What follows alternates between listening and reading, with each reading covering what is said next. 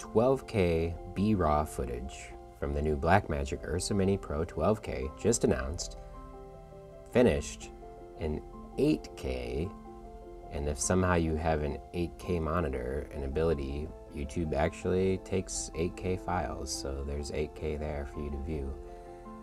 So just a week removed from Canon announcing 8K RAW on their EOS R5 mirrorless camera, Blackmagic Design shows up and says, "Hold my beer," because they're Australian, and announces the Ursa Mini Pro 12K. So the specs on this bad boy are pretty ridiculous. 12,288 by 6,480, an 80 megapixel per frame equivalent. I remember my first digital camera, still camera, in the late 90s was a whopping 2.1 megapixel. So we've come a long way in the last 2 decades. Also with this camera comes Generation 5 color science, which is very exciting for this camera and presumably for some of the existing Blackmagic cameras. So Blackmagic provides 3 raw clips that you can download yourself and mess around with and view. No one's going to actually finish in 12K, at least not at this point, and that's completely fine. But 12K will have its place in CGI or for applying reframing or stabilization in post. I could shoot an interview in 12K and I could reframe that interview to essentially get 3 different camera angles. I could have one angle of each of the people in the interview, and then I could have a 2-shot, like a wide 2-shot, all from the same camera, which is pretty awesome. The 3 clips that you saw featured earlier, those are the 3 clips that Blackmagic has provided, and you can download them. They do play back with the latest beta version of Blackmagic RAW Player. So here we go. Even full screen, we still get playback. It struggles a little. I can hear the fans kicking in on my computer, but hey, it's doing it. That's impressive. And this was obviously not a computer built for handling 12K raw footage. If I look at the information, there we go, 12,288 by 6480. I can see Q5 compression. This one's actually Q1, so even less compression. Let's get these clips into DaVinci Resolve. Full screen it up. Normally I like to edit with 2 monitors, but I'm just going to be recording 1 monitor. First world problems, we're down to just 1 monitor. Okay, so let's look at our project settings. Timeline resolution, we can go as high as 8K DCI. That's what I did for the original clips that you saw, but I'm not going to attempt that here. We'll do 4K DCI, 24, everything looks good. Boom. Okay, let's look at our timeline settings.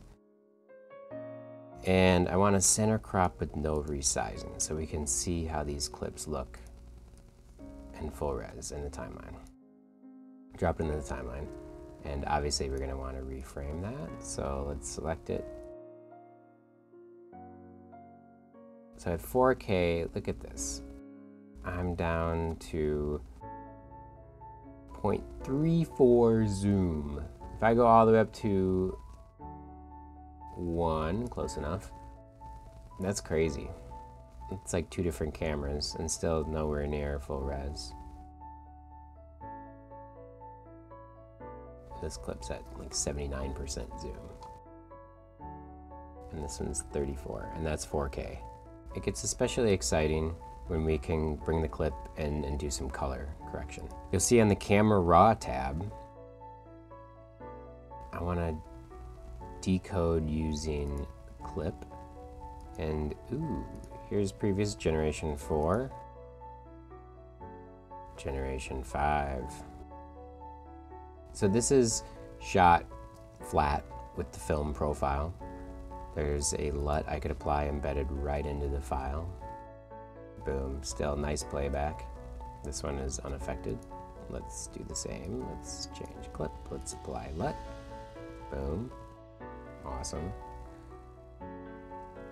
Let's do another node. Let's apply something a little more heavy duty. face refinement. The type of resolution you're getting with 12K, I mean, even 8K, this really changes the game for CGI, for stabilization, for post options. No one's going to be delivering something in 12K, but to take a 12K image, to start with that, and to deliver in 4K, 2K. I remember when we were all excited for 2K finishing. A lot of movie theaters still have projectors that are only 1080p or even 2K. Having this, it's really future-proofing your projects. This project was more of just kind of a silly experiment. I took the 12K footage and I put it in an 8K DCI timeline. I colored it, I finished it, I exported it, all in 8K. You wouldn't normally do this, but it is possible with DaVinci Resolve, and that alone is impressive. Granted, this 44-second timeline took me 2 hours and about 40 minutes to export at 8K H.265, and then that's what I uploaded as a test to YouTube. YouTube has 8K. It is possible, and I'm sure in the future there'll be more and more devices that give you 8K capabilities for playback. Anyway, it was just impressive to see. Now, this doesn't really, without proxies and optimizing my settings, this doesn't play back in real time. Close. But that's okay, because again, you're not going to be finishing in 8K. But the ability, I mean, 8K zoomed to 0.667, that's pretty amazing. So I can zoom this in quite a bit more and still be perfect 1:1 pixel. I'll put a link in the description to the 3 raw clips that you can download yourself. You're also going to need to download the latest version of DaVinci Resolve to make this bad boy work.